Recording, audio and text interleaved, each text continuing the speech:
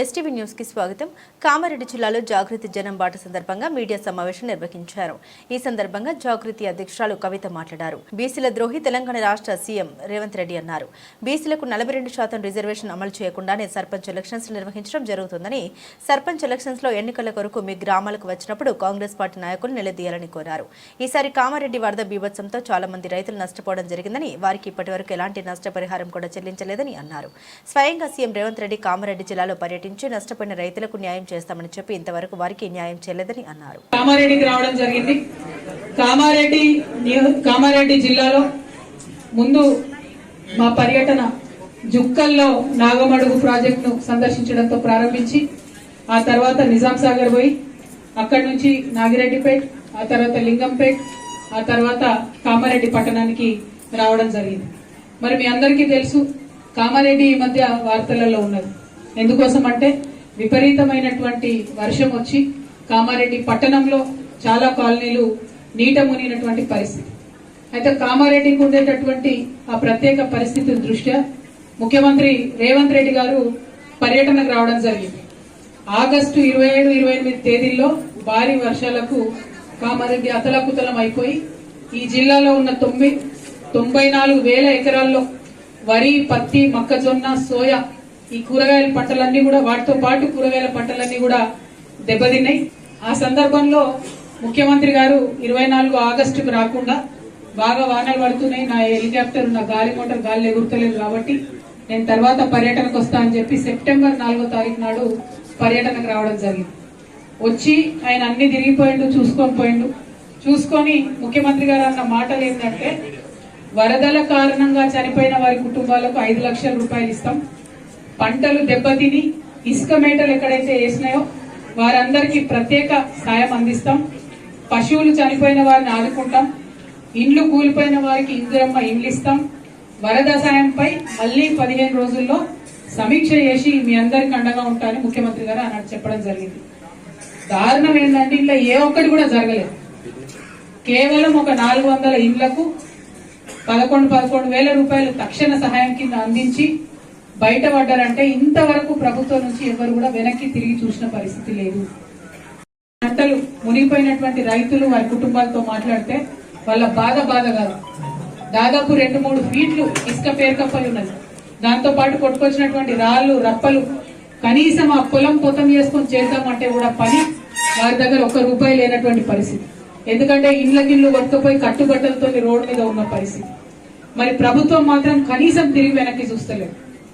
ఈ ముఖ్యమంత్రి గారు ఆనాడు కామారెడ్డి నుండి కూడా పోటీ చేసి, మరి చాలా మంది ఆయనకు కూడా ఆ రోజు ఓటేసి, ఇవాళ కొడంగల్ మీద ఏదైతే ప్రత్యేకమైన శ్రద్ధ పెట్టి ముఖ్యమంత్రి గారు పనిచేస్తున్నారో కామారెడ్డి మీద మాత్రం సీతకన్ను వేసినారని చెప్పక తప్పలేదు. ₹1 కూడా కామారెడ్డికి రాలేదు. దాంతో పాటు ముఖ్యమంత్రి గారు వెళ్లేటప్పుడు తొవ్వల బ్రిడ్జ్ కూడా చూసుకుంటూ పోయింది. లింగి వచ్చే మధ్యలో ఉండే బ్రిడ్జ్ కొట్టుకుపోయింది. దాన్ని కూడా ఆయన అక్కడ ఆగి చూసింది. ఎంత దారుణం అంటే, ఇంత నాగరిక ప్రపంచంలో కామారెడ్డి టు లింగంపల్లి మళ్ళీ మీదికి అది జుక్కల దాకా పోతుంది. ఆ బ్రిడ్జ్ కొట్టుకపోతే 2 నెలల పాటు మీరందరూ కూడా వార్తలు రాసి అలసిపోయినారు. ఈ పక్క బస్సు దిగాలి, 30 ఫీట్ల లోతుకు నడవాలి, ఆ పక్క పోవాలి, అక్కడ ఆటో పట్టుకొని మళ్ళీ ఊరు దాకా పోవాలి. అటువంటి పరిస్థితుల్లో 2 నెలలు కామారెడ్డి ప్రజలు ఇబ్బంది పడితే తర్వాత కాంట్రాక్టర్కి ఇస్తే ఆయన వచ్చి మట్టి వచ్చిపోయాడు. ఇప్పుడు కూడా నిన్న మేము రాంగ్ ఆగి చూసినాం, ఓన్లీ మట్టి రోడ్డు ఉంది. మళ్ళా వాన పడ్డా, ఇంకోటైనా, ఒక పెద్ద లారీ అయినా, బస్సు అయినా ఎప్పుడు ఏమైతుందో తెలియని పరిస్థితి అక్కడ ఉన్నది. అయినా కూడా కనీసం కాంగ్రెస్ ప్రభుత్వం శ్రద్ధ పెట్టకపోవడం చాలా అన్యాయం, దారుణం. ఇక్కడ షబ్బీర్ అలీ గారు ఉన్నారు. आपसे गुजारिश करती हूँ शब्बीर भाई, मैं आप बहुत इन्फ्लुएंशियल है सरकार में, आप जरा बात कीजिए, वो जो लिंगमपल्ली का ब्रिज है उसको जल्द से जल्द बनाइए. वो अपने लोगों के लिए जानलेवा साबित हो सकता है, तो इमीडिएटली उसके ऊपर आप एक्शन लीजिए. షబ్బీర్ అలీ అన్న గమ్మత్తు అయినది, పాపం టార్చర్ పెడుతుంటాడు అన్న. ఇప్పుడు ఈయన బీజేపీ ఆయన గెలిచిండు, ఆయన ఏ ప్రోగ్రామ్ కి రాణిస్తలేడు. ఈయన ఎంపీలను పట్టుకొస్తాడు, మంత్రులను పట్టుకొస్తాడు, అన్ని ఇనాగ్రేషన్లు ఈయన చేస్తాడు షబ్బీర్ అలీ అన్న. చేస్తే చేసిండు, నేను ₹1 దేవేందన్న అడుగు కదా మీ ముఖ్యమంత్రిని గట్టిగా. మన నిజామాబాద్కి ఏమైనా చేయమని అడుగు, మన కామారెడ్డికి ఏమైనా చేయమని అడుగు. ఎందుకు అడగడం లేదు? మీరు నిజామాబాద్ లో పోటీ చేసిరు, అక్కడ ₹1 ఇవ్వలే. మీరు కామారెడ్డిలో కామారెడ్డి మనిషి, మీరు కామారెడ్డి का नाम पड़ा है सो आप आगे ఎందుకు ఏం పని చేస్తలేరన్నా? ఒక్కటంటే ఒక్క రూపాయి ఇస్తలేదు.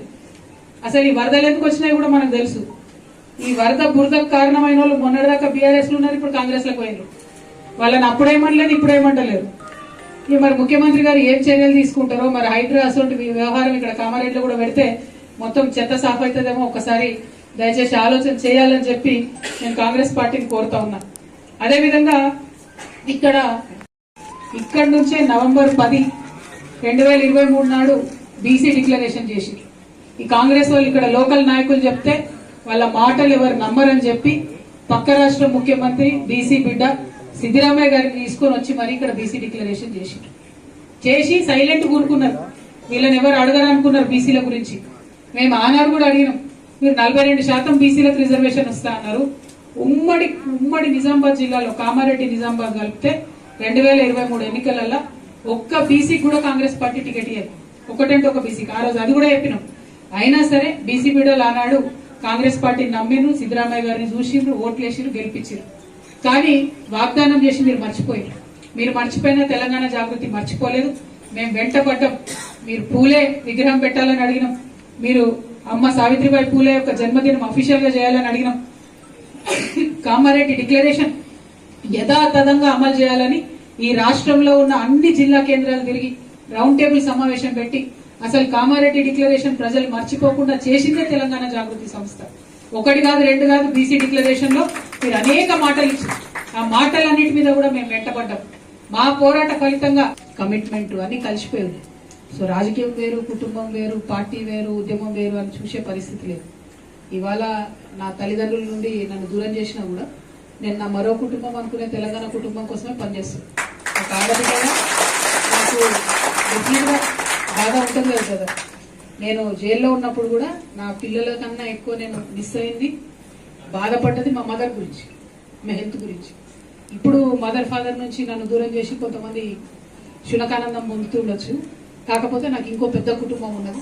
ఆ కుటుంబం యొక్క బాగోగులు చూసుకోవడానికి, ఆ కుటుంబం యొక్క సమస్యలు అడ్రస్ చేయడానికి ఆయన అప్పుడు కట్టింది 30 TMCతోని 3 లక్షల ఎకరాలకు నీళ్లు ఇవ్వాలని దాదాపు కట్టింది. అది ఇప్పుడు మొత్తం కూడా మట్టి కూరుకపోయి ఉన్నది.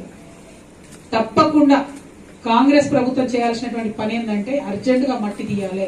తీస్తే కాళేశ్వరం కట్టడం ఆలస్యమైన, ఈ ప్యాకేజీలు ఆలస్యమైన మొత్తం కామారెడ్డి జిల్లాకు కూడా సస్యశ్యామలం చేసుకునేటటువంటి ఆస్కారం ఉంటది. కాబట్టి దాన్ని తీయాలని అడుగుతున్నా. అట్లనే నిన్న నిజాం సాగర్ చూసి వచ్చినాం. మేము చాలా మంచి టూరిస్ట్ కేంద్రంగా ఉండే. ఇప్పుడు అక్కడ పశువులు మొత్తం మేసుడు తప్పితే ఉన్న పాత పార్కులన్నీ నాశనం చేసిండ్రు, గెస్ట్ హౌస్లన్నీ నాశనం చేసిండ్రు. మరి జుక్కల్ ఎమ్మెల్యే గారు ఆయన నేను అప్పుడిప్పుడు చూసిన మీడియాలో ఆయన జర చదువుకున్నాడు. మరి దాన్ని టూరిస్ట్ స్పాట్ లెక్క తయారు చేయడానికి జుక్కల్ ఎమ్మెల్యే గారు ప్రత్యేక శ్రద్ధ పెట్టినట్టయితే స్థానికులకు ఉద్యోగాలు వస్తాయి. అదే విధంగా కొంత నిజంగా ఒక్క మాట ఆలోచించాలి. ఉన్న ఇల్లు కూలగొట్టుకుంటే ఏడ ఉండాలి వాళ్ళు? సిటీలో కావచ్చు, ఊర్లలో కావచ్చు. ఉన్న ఇల్లు కూలగొట్టుకుంటే ఎక్కడ పోయి ఉండాలి?